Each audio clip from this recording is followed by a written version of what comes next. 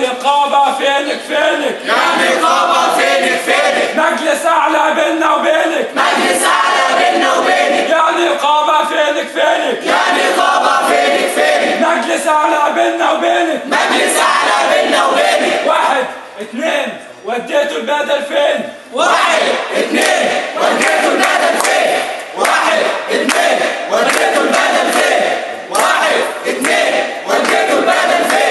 مجلس أعلى مجلس بيه، مجلس أعلى مجلس بيه، بعت الصحفي بكم جنيه؟ بعت الصحفي بكم جنيه؟ مجلس أعلى مجلس بيه، مجلس أعلى مجلس بيه، بعت الصحفي بكم جنيه؟ بعت الصحفي بكم جنيه؟ مش مطالب فئوية، مش مطالب فئوية، احنا بنفضح الحرامية، احنا بنفضح الحرامية. احنا مشكلتنا بدأت مع النقابة من شهر تقريبا 5 2011 عشان تقيدنا في اللجنة بتاعت القيد، ولكن للأسف عملوا معانا مشكلة وقالوا ان انتوا تصريح أجنبي، على الرغم ان احنا كنا معانا ترخيص المصري. فعملنا كل الإجراءات المطلوبة مننا، وبعد إضراب عن الطعام استمر أكتر من 18 يوم لعدد كبير جدا من الزملاء، واعتصام في نقابة الصحفيين. تم قيدنا بتاريخ 30/1. طبعا تأجلنا فترة طويلة حوالي 4 أو 5 شهور بسبب الانتخابات بتاعت النقابة، انتخابات النقيب ومجلس النقابة، ودخلنا لجنة القيد بتاريخ 30/1، قدمنا فيه أرشيف كامل للجنة القيد وتم إقرارنا، وخدنا كارنيهات النقابة بتاريخ 30/1. حصل بعدها ان احنا انتظرنا ان احنا ناخد البدل بتاعنا اسوى كل الزملاء الصحفيين. فاكتشفنا ان احنا اسمنا مش موجود مع باقي الزملاء اللي هم خدوا البدل المتراكم حوالي 5 شهور. ولما كلمنا المجلس الاعلى للصحافه ولجنه القيد في نقابه الصحفيين، قالت ان في مشكله في الورق بتاعنا وانها محتاجه تامين لشركه مصريه تاني، على الرغم ان احنا كنا مقدمينه المره الاولى.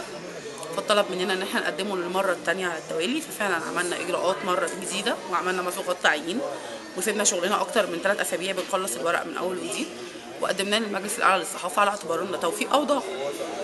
فالمجلس رفض ان هو يدينا البدل بتاعنا المتراكم اللي هو ما لا يقل عن 260,000 جنيه لعدد 49 صحفي لمده 5 شهور، ربع مليون جنيه تقريبا يعني. واصروا على ان هم ما يدوناش البدل المتراكم، وقالوا لنا ان هم ممكن يدونا البدل من تاريخ 1/7 اللي هو تاريخ التامين الجديد. وجينا هنا النقابه نعتصم، لانه الصحفي مكانه الطبيعي الاعتصام او المطالبه بحقوقه هو النقابه. كنا معتقدين للاسف ان نقابه الصحفيين هتقف معانا وهتضغط على المجلس الاعلى للصحافه، لان اللي بيحصل من المجلس الاعلى للصحافه ده تدخل غير مقبول في شؤون النقابه وفي شؤون لجنه القيد. ولكن للاسف النقيب اطلق الموظفين هم اللي بيخلصوا الورق، وهو ملوش علاقه باي حاجه خالص. هو مهتم بالانتخابات بتاعه الصحف القوميه، مهتم بان هو ياخد عريضه مطالب الصحفيين ويقدمها للسيد رئيس الجمهوريه، ومش مهتم بالصحفيين المعتصمين عنده داخل النقابه. ده تناقض مش مفهوم، محتاجين حد يوضحه لنا. قابلنا النقيب مرتين وحاولنا نفهم منه ايه اللي المفروض ان احنا نعمله. قال انه في اجراءات مش مفهومه بتحصل من المجلس الاعلى للصحافه، وقال ان هو رافض تماما لفكره انه المجلس الاعلى للصحافه هو اللي يحدد مصير الصحفيين وهو اللي يقول مين ياخد بدل ومين ما ياخدش بدل. وعلى الرغم من ده ما خدش اي اجراء سليم في اطار ان هو يجيب لنا حقوقنا. طب لو حقوقكم ما جاتش هتعمل ايه؟ هنصعد. احنا فعليا من بكره في كل يوم وقفه احتجاجيه الساعه 11 الصبح. في مجموعه مننا هتروح تعمل وقفات احتجاجيه امام المجلس الاعلى للصحافه اللي هو امام الف شين الف، على الرغم ان احنا عارفين ان هو سكن عسكريه وامنيه، ولكن لنا لا نتراجع في ان احنا ناخد حقوقنا كامله. تمام، حتى لو ده كلفنا. الموضوع بالنسبه لنا مش موضوع فلوس، احنا دي حقوق مشروعه، ومن بدري من قبل ما نخش النقابه احنا شايفين ان البدل حق اصيل لكل صحفي، ومش هنتنازل عن حقنا، لانه كمان لو تنازلنا عن حقنا في البدل فده معناه ان انا بتنازل عن 6 شهور في تحويل لجنه مشتغلين، وانا مش هتنازل عن دوت. وكمان بانتهاء شهر رمضان هنعمل اضراب عن الطعام لو ما تمش تلبيه مطالبنا كامله، وهنعمل كل سبل التصعيد.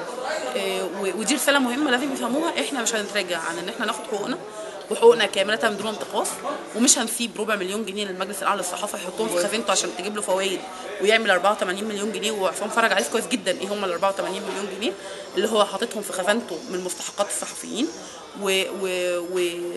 قد يكون مشكله المال بدايه لاسقاط المجلس الاعلى للصحافه اللي احنا كان جزء من مطالب ثورتنا ان هو يسقط.